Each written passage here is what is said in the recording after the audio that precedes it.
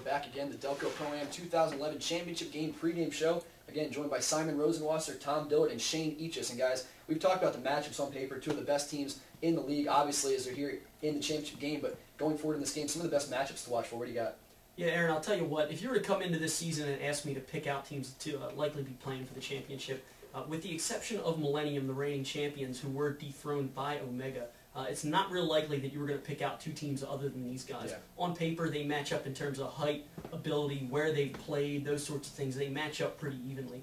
But then you got to go more in depth with it. You look at, when you're out there on the floor, how are guys going to come in and play one another? How they're going to match up and body up on one another? And I think the matchup that interests me the most is the bigs for Omega Medical and the bigs for Take Your Game to Another Level. These two teams all season have just outsized teams and beat teams up on the glass, blocking shots, doing things like that, getting points in the paint.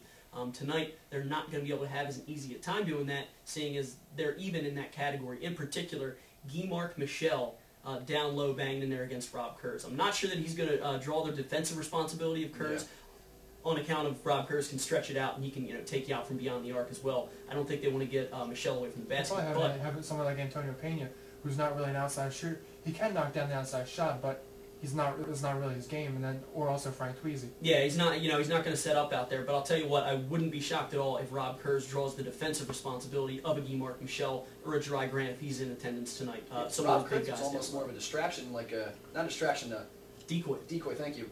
Against last night, 2 points and an 89-point performance from Omega Medical. You got to think he's going to come out and get involved a lot more offensively in this game. Just really didn't get anything going last night. Don't forget about Kelvin Green as well, big body for Omega Medical. Down against Rodano, no big presence for Rodano underneath. Kelvin Green went out and scored 29 points. In a 30-point victory. In a 30-point victory. You saw Kelvin Green scored 39 points one of the last regular season games, and that's because there was no big presence to match up with him down low. When he's going down low and nobody can match up with him, he just has his way. He's so good down low. He's not a flashy player, but he can get to the basket almost at will. He's not really a tall player. He's not really that strong. He just knows where to be at the right time.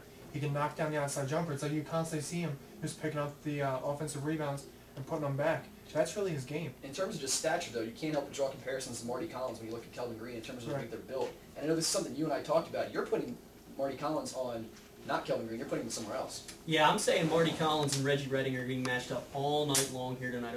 They're kind of the driving force for each team offensively. When it comes down to it and you got to get a bucket, you put the ball into the hands of either Redding or Collins for their respective teams, have them bring it up the floor and then facilitate or take it themselves. And in terms of their height and their ability to handle the basketball, I would not be surprised at all to see Redding and Collins matched up on one another tonight. And I would actually also expect to see Mark Tyndale go ahead and draw the responsibility of Kelvin Green, another guy who can play very physical, can play very tough, and again, he's another big body, but he's got the ability to handle the ball just like Kelvin Green. That's what makes him such a tough match. We're going to talk about him later as a real X factor in this contest, and that's what he is because Tom mentioned not overwhelming in size, he's not gigantic, but he's a great rebounder because he puts himself in the right spots, and that's why you got to put a big body on him. But at the same time, if you put somebody too big, he's so quick off the dribble and such a good ball handler that he creates a real matchup problem. And I think that a lot can be said for that in terms of Kelvin Green was a member of Millennium last year who won the championship, and now he's gone to Omega, and Omega finds themselves in the championship. I don't think it's a mistake. After knocking off Millennium. Yes, exactly. So Kelvin Green, he's a big factor, and make no mistake about it, he may not have the notoriety as some of the other players in the Pro-Am, but when it comes to talent out there on the floor, Kelvin Green can hang with anybody in this league. Well, he's a guy that we talked about with Mike Cook so much, the size mismatch, the defensive nightmare that he can give a team because he's 2 or 3 that's big and get box out well, get rebounds. He's the same kind of player, and he's as you said, 39 points last regular season game, 29 last night, huge driving force, and I believe 17 in the second half. Big factor there, but I want to go back to the bigs for a second.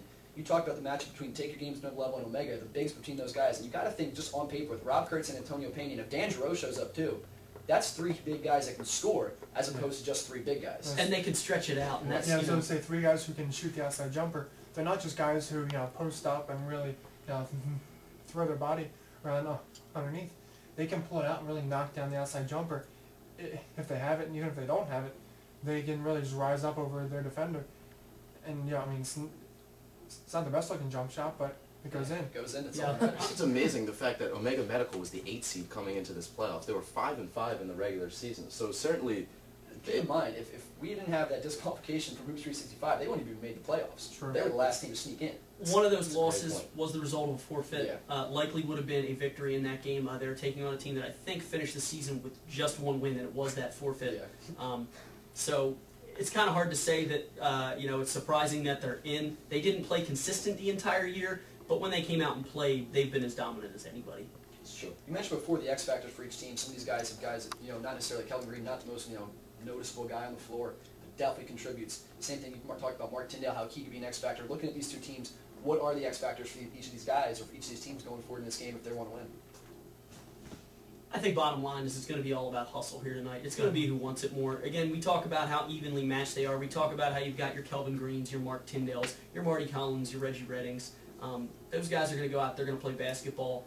These guys have all played on that same level. They're all those upper-level Division I basketball players, guys who scored plenty of points in their careers, every level, high school, college, and beyond. I think we're going to see tonight it's going to be the team who wants it more. For me, X factor for take a game to another level, it's DeMonte Harper. Yeah. And if you're talking about the second option behind Marty Collins for take a game to another level, it's DeMonte Harper. First round, he scored 23 points. Last night, he scored 14. But he's a guy who's played in big situations. I don't know if you guys recall the 2011, the last March Madness game, 13-4 upset, Morehead State. DeMonte Harper's Morehead State defeats the 4 seed of Louisville. And who was it who hit that buzzer beater shot in the last 10 seconds? It was DeMonte Harper. So here's a guy who's played in big situations, and it's a good asset for take a game to another level to have. He's also a player who yesterday, who was looking at guys posting up, he's looking to get the ball in. He just dribbles up and then knocks down the outside jumper. Didn't even think twice about it. He just rose up and, and like you said, it looked like the same shot as he hit with that buzzer beater. And he just dribbled up and pull up, hit it. And he's not afraid to take it last second or end of the game shot, and that's the type of player you want to see really step up and be tonight's X I factor. think you know where I'm going with this. Yeah, that could be what it comes down to. Yeah. Look at evenly matched teams. One, that's what it could come down to. But evenly matched up, John Griffin's that exact same player on the other side. For sure. Exact same player. So those guys could definitely be those X factors you talked about in this game. So we'll be back real quick with our final predictions, so don't go anywhere. Again, the 2011 Delco Pro-Am Championship game coming up very shortly between Omega Medical and Take Your Game to another level. So stay right here. We'll be right back.